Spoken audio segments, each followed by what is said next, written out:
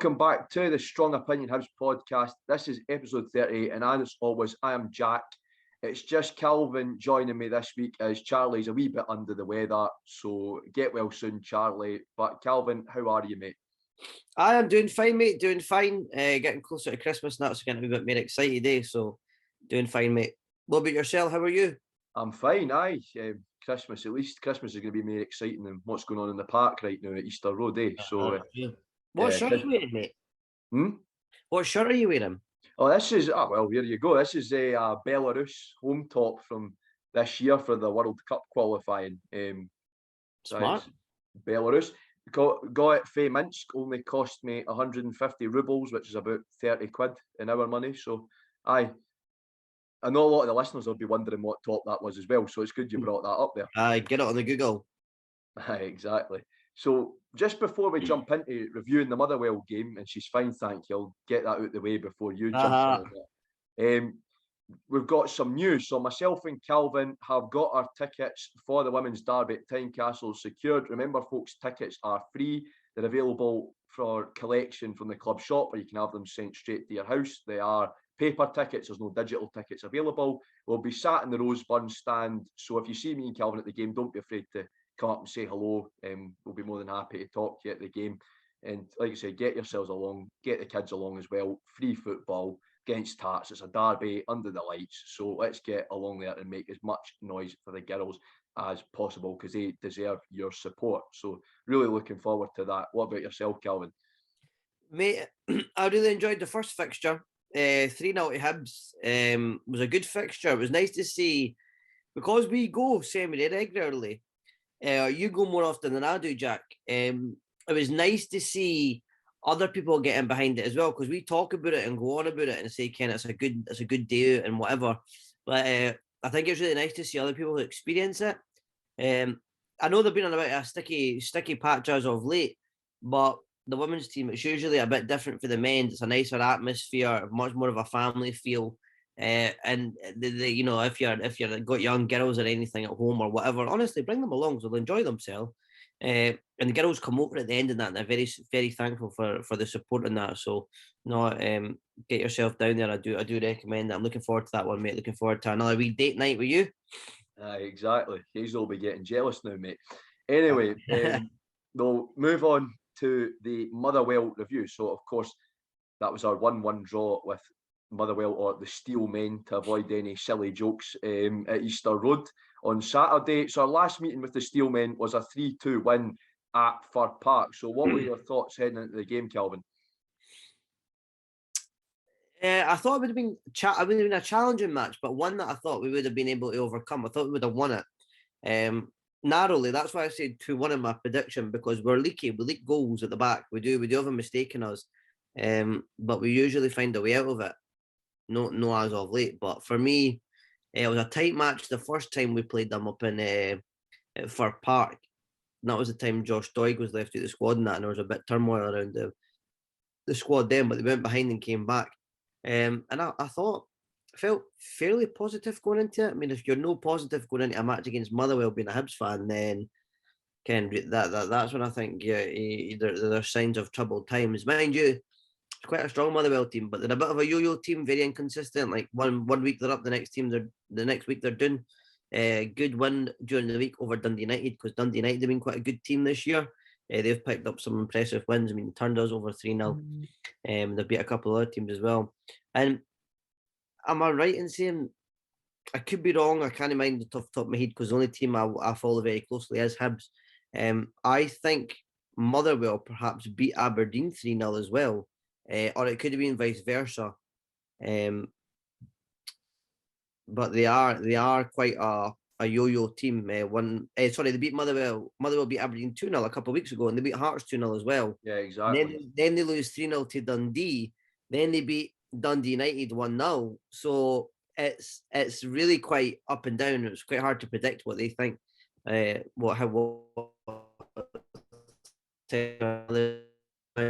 winner, mate. Yourself? I completely agree with what you're saying. I think obviously I went big. I went bold saying Hibs were due to give somebody a doing. But I was, like Motherwell you just don't know what version of them are going to show up on the day. Because like you said, they're a very sort of yo-yo team, a very sort of inconsistent team. And I was sitting saying to you, and a lot of folk that I've said it to as well have agreed with me, that Motherwell, if they were consistent with the squad they have, because they've got some good players like Big Mugabe, Van Veen, Tony Watt, that they'd be challenging for third if they could keep a bit of consistency. But they're a bit like us last season in that respect, I think. So I was like, it depends on what version of Motherwell show up. And so I was confident, but at the same time, it was like it could be a big win for us, or it could be very, very close. But I wasn't expecting us to drop points. Of course, we did. But any Hibs fan that wasn't confident going into that game, well, it turns out they were proved right. But it was it was a fixture we should have been confident for. So we'll move on, and of course, the team sheet came out. And what were your thoughts when you saw the starting 11, Calvin? Same again, mate. I always predict the starting 11 on the Fan Hub app. Again, we're top of the leaderboard in that, the Strong Opinion Hibs podcast, which is great. It's quite good if you're into it. You go and you can get like in-app credits and that, and get like actual real money for getting things right. But in my lineup, I got 11 players out of 11 correct, the exact same team as we played the last couple of weeks. I'm a bit surprised that it was the same team. Just because of the amount of games we've been playing recently, I thought he might have tried to swap a few in and out. Like perhaps he might have put Gullen up front. I wasn't sure. I thought maybe Scotty Allen could have started. But no, I got the team bang on with all my predictions. I'm not surprised because I think Jack Ross seems to quite like that team that he put out. That seems to be his preferred 11. Whereas, a few subs, I thought just because of the run of games, he could have probably gave a chance or gave a half or something. But what was your thoughts, mate? You quite similar, or were you surprised with anybody in there? I mean, I didn't want to be boring, but it was pretty much the same as you. I think the 3-5-2, it's a system that works for us. I know a lot of people were concerned about that sort of setup or shape against Motherwell at home, but I think the 3-5-2 works for us. And we play our best football with 3-5-2, and everybody seems a bit more comfortable in that sort of setup. So for me, I was happy. I did say that Scott Allen should have started in that game, and as we'll discuss later, it was a game that was crying out for Scott Allen, and he came on far too late for me, but we'll discuss that later on. So for me, I was pretty happy with the starting 11. So we'll move on and sort of dissect the game a bit more. First half, Motherwell, to me, were the better side. They were marginally the better side. I think ourselves, Hibs, we were looking very, very flat in that first half. We looked a bit devoid of ideas at times. So what were your thoughts on that, Calvin?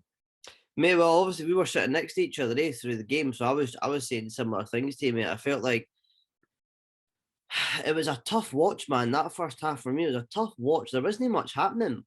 There wasn't much excitement. There wasn't much getting forward and getting at Motherwell. Sometimes it looked like Motherwell were the home team. Just with how comfortable Motherwell looked at times, I thought Motherwell could have been 2 or 3 up quite easily. I don't think Hibs done a great deal to sort of, make the Motherwell goalie work at all, or even the back four, the defensive line. For me, disappointing because every out ball, the only idea we've got is give the ball to Martin Boyle. It's the only idea I feel like the team's got. They're sort of void of ideas in terms of how to break teams down. I don't feel like Motherwell came and sat in. They obviously fancied themselves because they came and they gave us a good game. Like I said, they probably should have won it, in my opinion. I know there's a lot of folk that disagree with that, but I was there, I watched the game, and I thought Motherwell, if they'd won it, I wouldn't have been complaining. I just thought that they were different compared to like a Livingston or a St Mirren or something that's came Easter Road this day. And I was saying to one of my Jambo mates, it's really hard watching Hibs this year because teams that come Easter Road, they just sit in. So they just sit back and defend. You've got 11 men behind the ball. And I thought that's where our frustration was coming from. That's where I thought Hibs were finding it really hard to break teams down. Because it is hard when they've got 11 men behind the ball. But Motherwell didn't do that. They came and they gave us a game and they were on the front foot, I felt, in that first half. I felt like you said, flat. I thought Hibs were very flat. No urgency, no ideas, no spark. Very flat, quite boring. There was certainly nothing to get excited about in that first half. For me, I just thought there was no standout players at all in the first half. Campbell done all right. The young lad, thought Campbell done all right. But other than that, no, for me there wasn't much to cheer about, mate. Yeah, Are you I think similar? Or are you thinking different? I'm thinking different for the fact that like Motherwell should have won. To me, I think they came to play for the draw. That's what it looked like to me. And I know, and not in terms of the fact that they sat in, but just the way they were playing. Motherwell were like, well, we'd be happy to come away here with a point.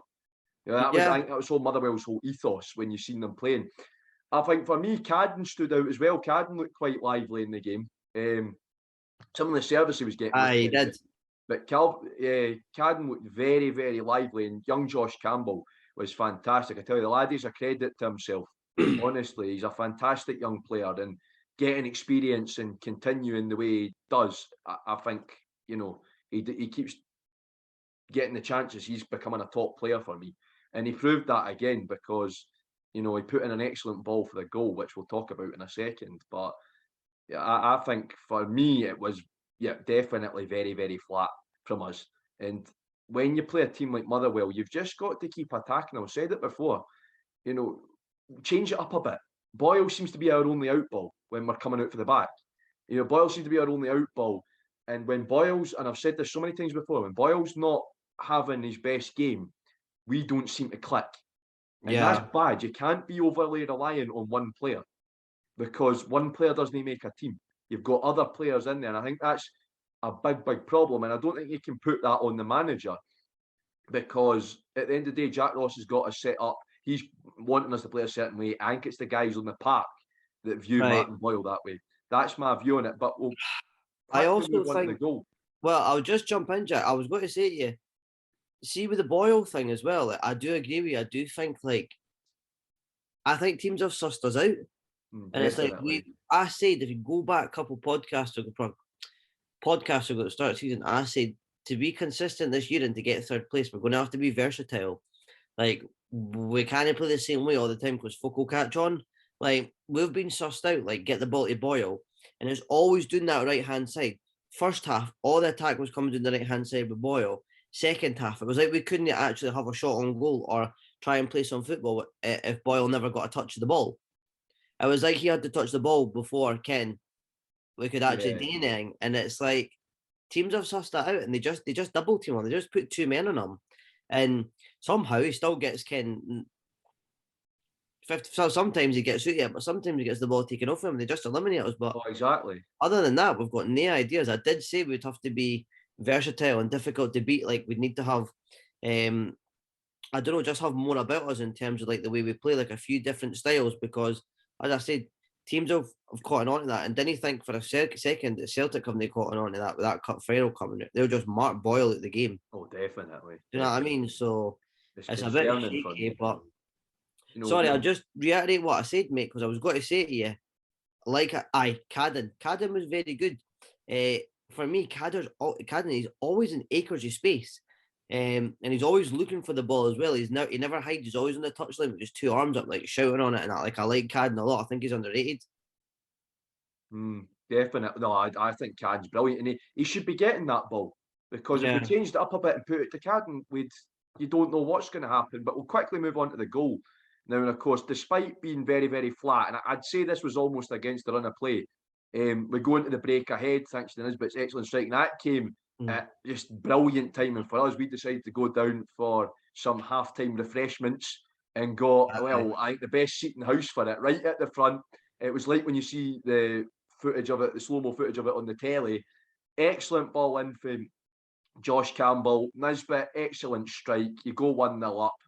Brilliant after what I'd say was a very, like we are saying, a very flat first half from us. So, Calvin, what were your thoughts on the goal? Oh, very surprised. Like you said, like I think I was looking forward to going down and getting a pie because it was going to be the most exciting thing that had happened so far in the game. But we're walking down the stairs and Hibs are sort of on the attack, and you just see. I can't even describe the view we had. It was almost like kind of if you died and went to heaven, and God gave you like a highlight reel of your life, and you could zoom in on certain parts, just like it just zoomed right in, and we could see perfectly the ball coming over and him connecting with it. Now close my eyes, I'll see over him in my head. So that was great. I obviously didn't see the angle of the ball in from young Campbell, but looking back on Sports Scene and that, It's a very good cross. It was. A very It good was cross. A very good ball. fantastic. Very creative. We need to do more of that. We get the ball in the box, but it's the same ball all the time for me. Like, as I said, like they get the ball to Boyle doing the wing. I mean, how many times did we slash it across the front of goals on Saturday and nobody was there to tap it in? Like, No, it was so get frustrating. the ball in the middle of the box, have a shot.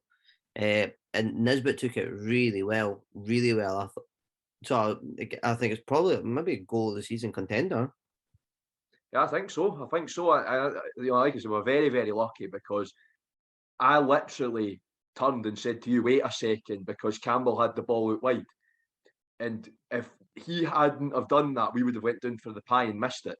So Exactly. I think we're very, very lucky. But it was brilliant. I think to me, it's like that Sky Bet advert when Jeff Sterling's sitting and he's got all the screens around him. I think it was like that. It was like that when you see. It was absolutely fantastic. So I think it was a brilliant goal. And of course, we go into the break, and there was a bit of belief, but I knew we'd have to, really go for a second goal in the second half. So we'll talk about the second half now. So the second half, Hibs come out, and I think we start off the better side. And we don't have any sort of urgency, and then we were sitting there saying, or you more specifically were sitting there saying Motherwell are going to score, and on 60 minutes, who else but Tony Watt, who always seems to turn on his form against Hibs, puts the laces through it. I'd say a fantastic strike. It's in the back of the net, 1-1. Like I said, I do think it was a fantastic strike, but I'll get your thoughts on it first, Calvin. Do you think we could have done any better in that situation? I need to see the goal back again, but I think our defending this year has been pretty poor anyway. It has been. Letting Tony Watt have the ball in that type of area. There's only one place in the net. The sad thing is, there's only one place in the net you could place it as well. So I think Macy had the other side of his goal cover, and he is looking at Hanlon and that in front of him for a bit of support, and Paul McGinn as well. I think they're done too easily, and he literally places it in the only place it could go. So it's a fantastic goal. It's a really good strike, and Macy even said that after the match. But for me, it's predictable, man. I said it to you. It's too predictable. I've seen things like that too many times, sitting back. One of the things that's amazed me, especially against the Rangers game as well, the amount of times that their striker is running at us on goal, our centre-backs, and our centre-backs are running. So their striker's running, and our centre-backs are running backwards as he's running. For me, centre-back should stand tall and go towards the ball. Do you know what I mean? Like, and try and win the ball, but it was just backing off. And obviously it has a shot and it goes in, and it's like, well, what else? What did you think was going to happen? Do you know what I mean? Like, obviously that was going to happen. It was a good goal, but it needs to be avoidable. We need to be tough to beat at home. I really thought that coming out second half, they were all right. They didn't, again, wasn't anything to get you up off your seat. It was just all right. A lot of possession, but a lot of frustrating passes, like a lot of sideways passes and backward passes, and passes back to the goalie, hoofs up the field. It wasn't like it wasn't like wave after wave of attack where you thought, wow, we've got to score here, like a second's coming. Because for me, we always need a second goal. Like at 1-0, we're not used to anybody. I mean, as well as being 0-0. So I feel like there was no urgency like that, and they scored and then they just shut up shop, really. Oh, they did. And that's what I think that comes back to my point about them playing for the draw. Is as soon as they got 1-1, there wasn't any sort of intent from Motherwell to me to go and win the game. They just were like, well, we're happy to take a point for this. Now, one more thing that I'd like to do before we sort of talk about the closing stages of the game is, of course, at half time, we got our first look at Chris Mueller, our new American signing. And I thought, I loved his Derby comments. I've got to be honest, just for that little bit of him on the pitch, I already love him. Just that little talk he had with Barry, I absolutely love him. So what did you think of Chris Mueller's introducing of himself to the Easter Road support? What did you think, mate? I quite like the look of him. He looks like quite a cool guy. He looks like I'll just pop up on the screen. Yeah, he looks like a cool guy. I followed him a bit, obviously, since he's been in the MLS and all that. So I've sort of obviously followed him on social media and that, and I quite like the way he sort of goes about his stuff and that. Seems like a dead down to earth guy. Seems like he's a very committed athlete. So not just a footballer. Like he seems like a very committed athlete. For me, he seems like the right type of person you'd want in your team. And his comments about the derby, I mean, to be honest with you, I was half thinking, Chris, he must be thinking, what the hell have I done leaving Orlando coming here, eh? I mean, like that's a one-way ticket no many folk would take. Definitely. That's for sure. But no, I think that Muller, he looks a player, and some of his goals he's scored, he's very direct. That I noticed on his highlight reel and that he's very direct. And as we comment with Barry, it was kind of funny. I like Barry, the stadium announcer, when he says, "I'm going to pump the Hearts," and he said, "Yeah, I'm looking forward. I got my eyes fixed on that match and that." And hopefully he does get introduced and he gets a bit of run and makes himself a derby hero. Would be class. Well, but no, mate, I like the look of him. I'm excited to see him play. I'm excited to see him in the green and white. Yeah, well, we'd be following in the footsteps of his fellow Americans. Obviously, Jonathan Spector's a derby hero for coming on for his wee couple of minutes and never lost a derby. And being 100% record in the derby. And then, of course, Alexa Coyle scoring against Hearts as well. Right. So he'd be following in the footsteps of his fellow Americans if he does do that. So hopefully Chris can do what Alexa did. That would be very nice. Thank you, Chris. So we'll go back into talking about the game. And again, the game ends up petering out. Hibs had several chances, but we couldn't put them away. I think some of them were a bit unfortunate. There was one to me that looked to be over the line. I think it was, it could have been Nisbet. Remember the one that rattled off the Campbell, bar? I think. Yeah. I think Campbell hit it. It might have been Campbell. It was either Campbell or Nisbet. And it hit off the bar, and I'm sure that dropped and went over the line. But of course, we don't have Hawkeye in Scotland. Or we don't have goal line technology where the referee gets it on his watch, whether that's in or not. So it's just an unfortunate one. We'll never know. We'll never know with that one because we don't have the technology for that yet in Scottish football. But hopefully that's something that gets implemented along with VAR. And we just had a few, like you were talking about, that flashed across the mouth of the goal mouth, and there was nobody to tap it in. And then we had a few where they came off the post as well.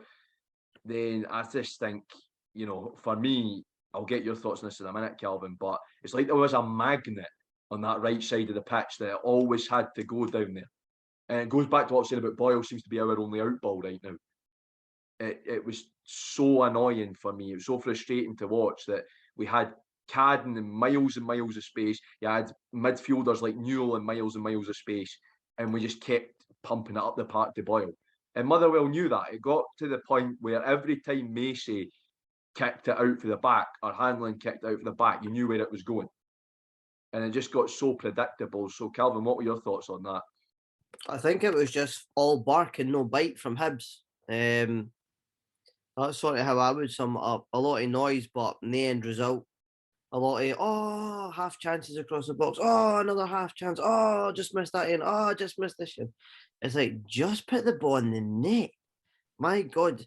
The thing is, for me, it was like, honestly, it is like rolling back the years to the Fenlon-esque, Butcher-esque to football. And listen, I'll get butchered for this, and I'm not bothered. But I used to go watch Hibs, and they'd get to the edge of the box, and it would be, what did we do? A better pass left, a better pass right, a better pass back. Nobody in that team is willing to just take on the edge of the box and have a crack. Exactly. That's what I want to see. That's what I want to see. You want to see it, exactly, because I think you can look at it, and it's like what I said about Malin when we reviewed the Rangers game, is Malin would take them on. And you're right, mate. You're right. It could take a deflection and go in as an own goal. It could go out for a corner, whatever. You just got to try. And that's the thing. You don't know if you don't try. It's an expression you can apply to just about anything. But the one that really frustrated me was Newell. He had it on the edge of the D, plenty of space, and then he passes it out to Murphy. Take the shot on, Newell, man. We call you the Tamworth Purlow. Well, that isn't very Purlow-esque, mate, is it? But I think that was the most frustrating thing. And I'm not usually, as most people that follow me will know, I'm not usually one to be like this. I usually try and look for the good because at the end of the day, I think, to me, in my own personal opinion, that's what being a fan's about. But it is beginning to get really frustrating because I'd rather we just, took it on and were more adventurous. And I'm not saying punt it from your own half and just hope. That's just silly. Yeah. Because a lot of people think Malin got lucky, but Malin was clever. He would always, you notice how there would always be loads and loads of space. Malin knew to shoot, when to shoot. It wasn't a case of he done it by accident. A lot of Malin's goals were planned, if you see what I mean. You know, he had the opportunity. And we need a player like that. And I've been saying it since we let Stevie Malin go, and a lot of folk didn't like him. I think Malin, at the end of the day, he scored some fantastic goals, and we need a midfielder like that because you can't just rely on your wingers and your strikers for goals. You've got to have a few goal-scoring midfielders in there as well. I think we're too defensive. I think the two centre mid that we've got, Joe Newell and Jake Doyle-Hayes, are too defensive for me.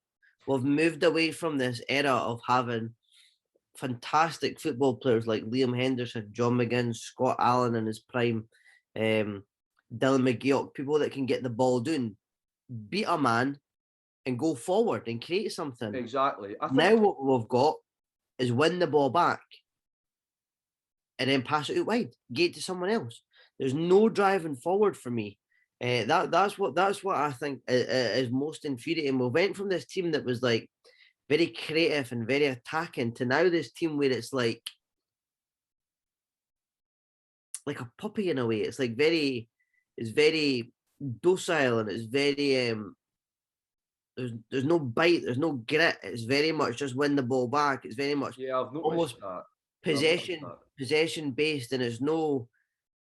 Not for me, the folk in the middle of the park, they're no it's not my type of team. It's not what I like. I like people that can play fit, get the ball down, pick out a nice pass, create a few things, be creative, or what do the feet work to get out of tight situations and that. I just don't feel like we have that. I don't feel like we have that. I feel like Jake Doyle-Hayes and that, they're as good as they are at what they do.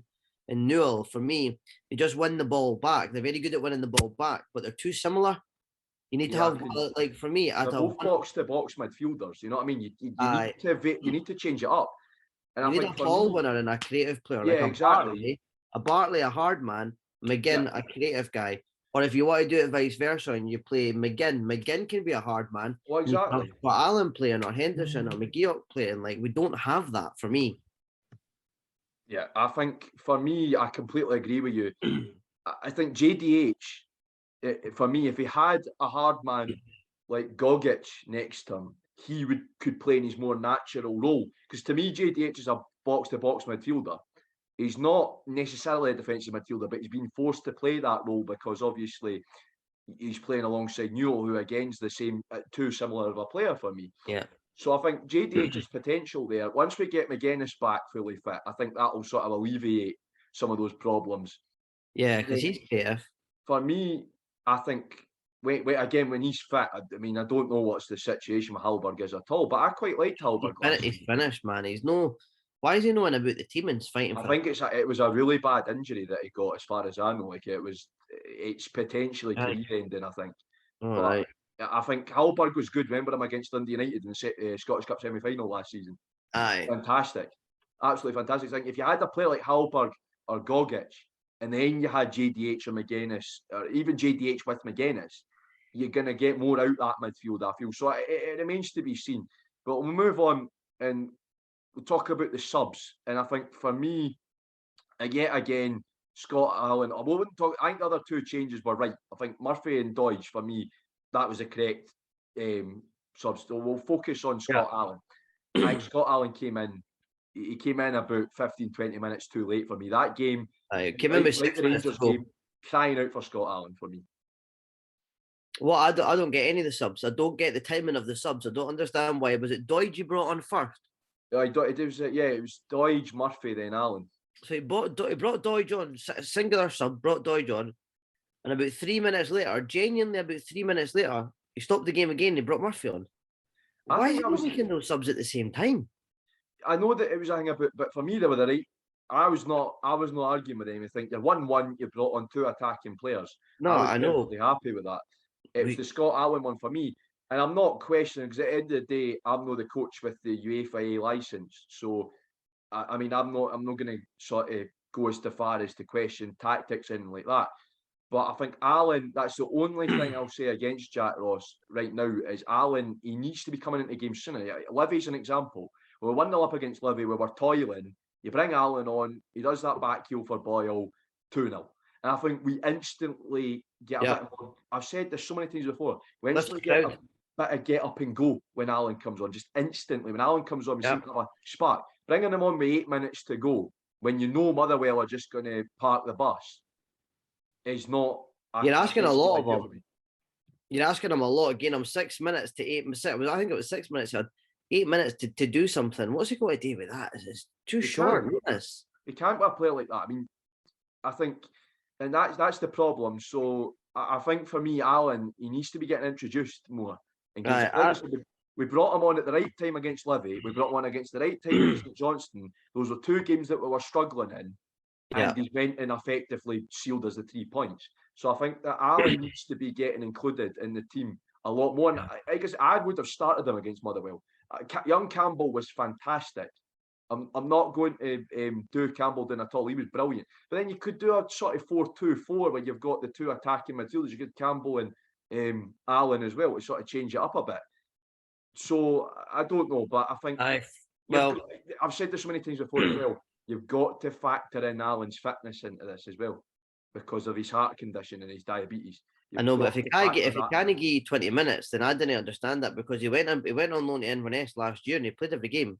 You don't know what's going on behind the scenes, though. That's the problem. No, you've got a point, but we're no medical experts, nor were we the coaches. I think that's my point there. But it amazes me. But I think Allen, that's a game that was crying out for him to start. That's very seldom. I think I'll say that, because I agree that he's more of an impact sub these days. But that game was crying out for him to start. But we'll move on to the last point before we talk about Livingston. And for me, very frustrating afternoon. And just before I get your thoughts on that, here's a stat. Hibs haven't beaten Motherwell at home in the league. We've obviously beaten them in the cup since Jack Ross's first game in charge. If you remember that was the 3-1 win.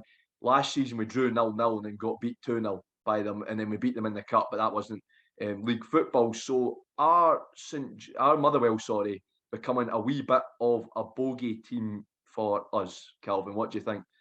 At home, a bit like St Johnstone were. For me, I think it's taking that sort of similar pattern where it's always like they get an equaliser, they win. I think it's becoming like St Johnstone used to be for us at home with Motherwell. I think everybody's our bogey team. I think everybody's our it's going right now. Anyone. I think for me, I'm not sure. I mean, they didn't hit too much, because I can't really think of Motherwell. It has been a team we usually have that much trouble with. Usually close competitive games, but I think the difference was last year. That's a game I think we would have won at home to Motherwell. The 0-0 or both of them, like the one. I'm just saying like that. Like if we got Motherwell as they were on Saturday, but it was last season, I agree with you. I think we would have won.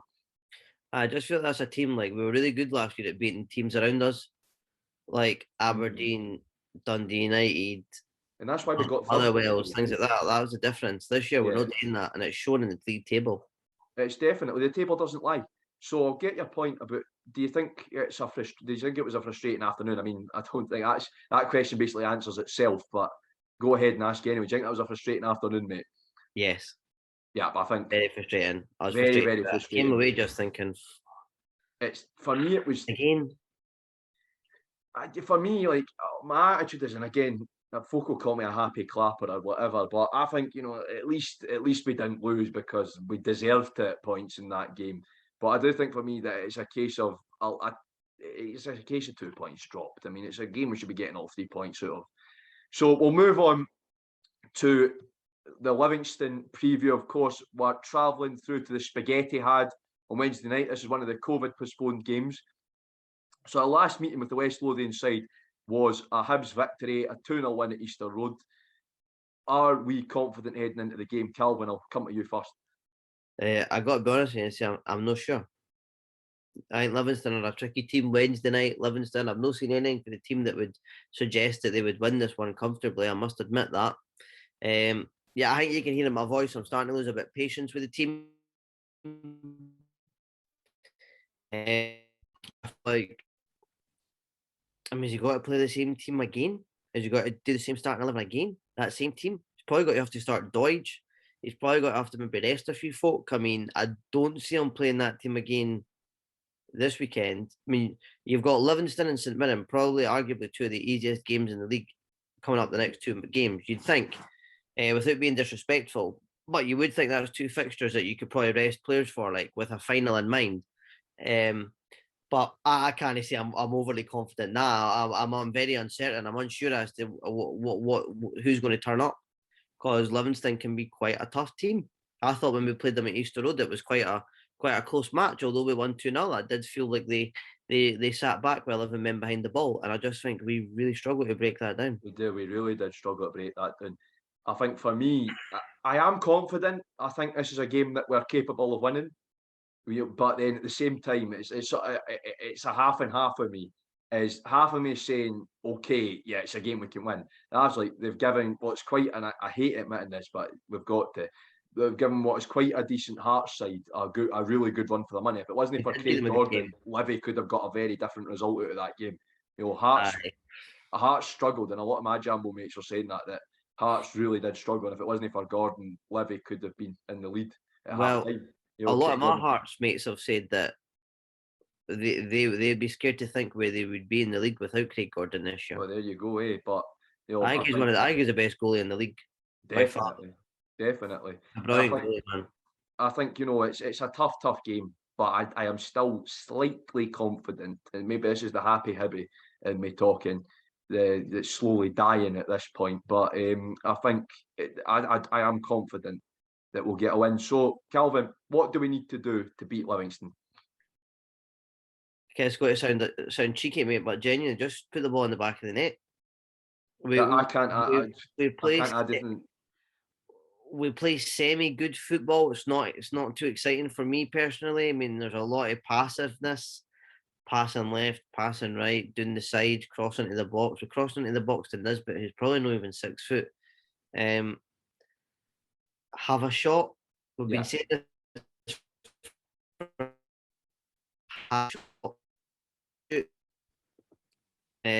I think that's quite frustrating that we don't do that. We need to see more of that. We're seeing a lot of decent football, a lot of decent movement, but there's no end product. We need an end product. We need goals. We need points on the board. That's what we need. I'm not feeling the love right now. I'm feeling a bit agitated with them. Yeah, I think I can't. Obviously, again, as people know, I didn't really, I get a bit annoyed with it, but I didn't really get to the point where I'm going, oh, go away, Hibs or whatever. But it's no doing them. It's no doing. It's no. Exactly, I think it's just like I can separate the two. Yeah, exactly. That's it for me. But everything's better when they're winning, Jack. Exactly. Well, exactly, and for me. I appreciate it more when we win, because I've suffered when we've not been playing so well. Whilst I think, I'm not going to jump on this overly too much, but I think some of our support base is just getting to the point where they're building their business off of Hibs losing. They can't wait for us to drop points or lose so they can get a few likes on social media. That's what I've been noticing with a lot of people. I think, the team needs us. When the team's down is when they need us as fans the most. And I think that's a thing that a lot of folk need to get their heads around. And the older element of the Hibs support, they're fully on board with that. Guys that have seen a lot worse than this. So I think it's a bit of getting perspective as well. But I'm that's not for me to say. Everybody has the right to their own opinion. But in my view is, you've got to separate the two, because at the end of the day, you always love your team, you always back your team. Hibs could be in the Lowland League, and they could be in the East of Scotland Amateurs League, and I'd still support them. It's as simple as that. So we'll move on now, and how should we line up, Calvin? Well, that's what I'm saying to you, mate. I'm not sure. It's not one of my strong points predicting the starting 11. I would suggest that he'd probably make a few changes. For me, probably in the centre mid, he can't really play with the back five that much. Obviously, the goalie's got to be the goalie. You've got to have Doig, Hanlon, Porteous, and McGinn. They could see. We've probably got to have to drop Cadden and start Murphy, so we're more attacking. I'd probably drop Campbell or Jake Doyle. I'd probably drop Campbell, although he's been our best player. It's a bit Shan, but just because he's been playing a bit much recently, I didn't want to get much from him. And I'd start Scott Allen. and I'd go attacking. I'd attack them because we're a better team than Livingston. Do you know what I mean? We can't be a better team than Livingston. We need to go there and show them that. We need to go there. We need to go at them. I think you have one creative player in the middle of the field in Scott Allen, and you have a defensive player in Jake Doyle-Hayes. And can you fit Doidge and Nisbet up front? I'd put they two up front. Yeah. I think that's 12 players. Yeah. I'd change the formation, mate. I'd go 4-4-2. I'd go left back, Doig, Porteous, Hanlon, McGinn, Boyle right mid, Murphy left mid. I'd go Scott Allen and Jake Doyle-Hayes, maybe in a diamond. And I'd have Doidge and Nisbet up front, and I'd just go for it. Change it up a bit, be versatile. And it leaves you a wee bit on the bench. Bench is pretty weak this year anyway. It is. I think we've talked about that on here before. The bench is very weak. I'm going to say my lineup, and it sort of feeds into what I was going to say about what we need to do to beat Livingston. I'm going to stick with 3-5-2, but make it attacking. Like I said, I keep saying it. I'm a big advocate of the 3-5-2, but I think we should be playing the 3-5-2 in terms of the style of it, like we did in the semi-final, which I don't know. Like it baffles me as to where we pulled that out from. I want to see more of it. See, when I was watching that, I was like, who are you and what have you done with Hibs? Like, this isn't Hibs, what we're doing here in that semi-final. So I'm going to say, I'm going to go Doidge and Nisbet up top. Then I'm going to go Murphy and Boyle out wide. So I'm going to put 3 at the back. I'm not going to have a 5 at the back. You have Murphy and Boyle out wide. You have 3 midfielders, Scotty Allen, Josh Campbell, and Jake Doyle-Hayes. So I drop Newell out. Then you're 3 at the back, and I know a lot of folk will go, but Doig, I think you're 3 at the back, Porteous, Hanlon, McGinn, and Macy and goal, obviously.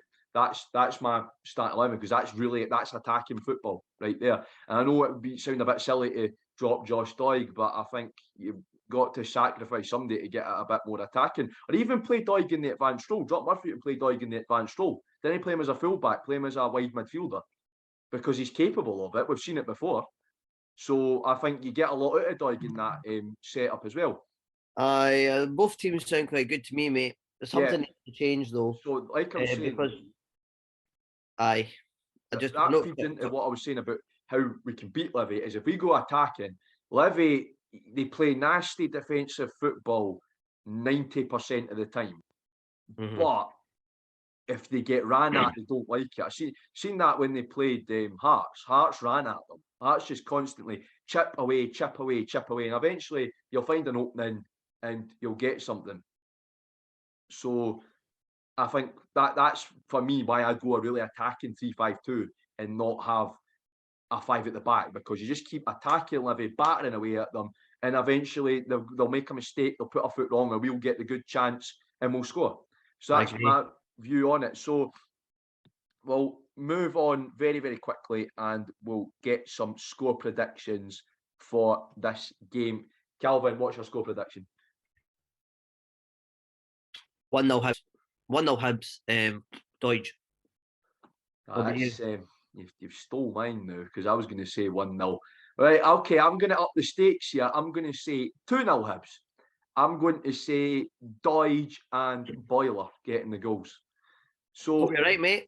So yeah, I hope I'm right. I mean, this has been quite for both the men's and the women's teams. I've predicted big scores, and it doesn't usually come off. So fingers crossed it can happen this time. So we'll move on to our last segment for today, and that is Get in the Bucket. So as always, it is time for the hat to come out, the infamous bucket hat that might be making a trip to Tiny for the women's derby. You'll just have to wait and find out. So Calvin, what's getting in the bucket for you, mate? What's getting in the bucket for me? It's got to sound bad, but the Hibs social media team, mate, I'm getting a wee bit just because they got a wee bit egg on their face with the Motherwell one. See, when Livy done them rotten, man, when they said who we playing today, and someone wrote Motherwell, and she wrote, yeah, she's great, thanks. And Livy called and said that 1985 have called or something, or whatever it is, and they want their patter back.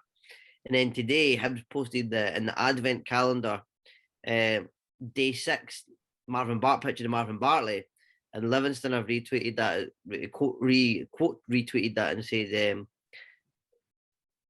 hi Hibernian, like, why don't you use your own number 6 or something like that and stop living in 2016? And there was a picture of Paul McGinn. I think I have still that feeds into what can get in the bucket for me. Which what can get in the bucket for me is Livy, or should I say Meadowbank Thistle or Ferranti Thistle, trying to banter us. Now, I thought the first one with Motherwell was actually quite funny. I'm talking about the Bartley one, right? So we're going to break down some Bartley statistics here. Number of trophies won with Hibs when Bartley played for us: 1 Scottish Cup, and you can count. I suppose you can count the Championship as well. So 2, get it in there. Number of trophies won with Livingston: 0. How many times did Bartley play European football with Hibs? Twice, after we won the cup, and then of course the season with Lennon when we came fourth as well. How many times have you played European football with Livy? No time. So thank you and good night. So Livy trying to banter us can get in the bucket for me when you're an irrelevant club with hardly any fans that is basically a Scottish version of MK Dons, because he's used to be Meadowbank Thistle. He's got moved to Livingston. You're a Meadowbank Thistle. You're just a Meadowbank Thistle tribute act. That's what I've got to say to that. So yeah, Livy trying to banter us can get in the bucket of that respect. Wrong words, but I'm loving it. We made Bartley. We made Bartley. Yes, we did that. That's one thing. We made Bartley. Do you know what the funny thing is? If Bartley had to choose between us and them, he'd choose us every day of the week. He's Hibs AF, Bartley. He's more Hibs AF than me. Yeah, he's got 2 bucket hats. Yeah, exactly. But Bartley's got 2 bucket hats. Everything. Bartley's got the 1991 home shirt, mate. He's got 1991. Clear issue with Bartley 6 in the back. Exactly, and he's got the "Do we look happy" T-shirt as well. I can. On that note, that, as they'd say on Top Gear, on that bombshell, that concludes our episode for this week. Thank you so much to everybody for listening to us again and putting up with me again. I know it's a chore for some people sometimes to listen to me, some of the nonsense I come away with, but it's much appreciated. Thank you to Calvin for joining me this week. Top man, mate. Enjoyed it. Enjoyed chatting with you and getting my frustrations out. Yeah. There's going to be a lot of frustrations we have. So remember, folks, still tickets available for the Women's Derby for collection and delivery. So get yourselves along to that. And all that's left to be said is glory, glory to the High Bees, and we'll see you next time.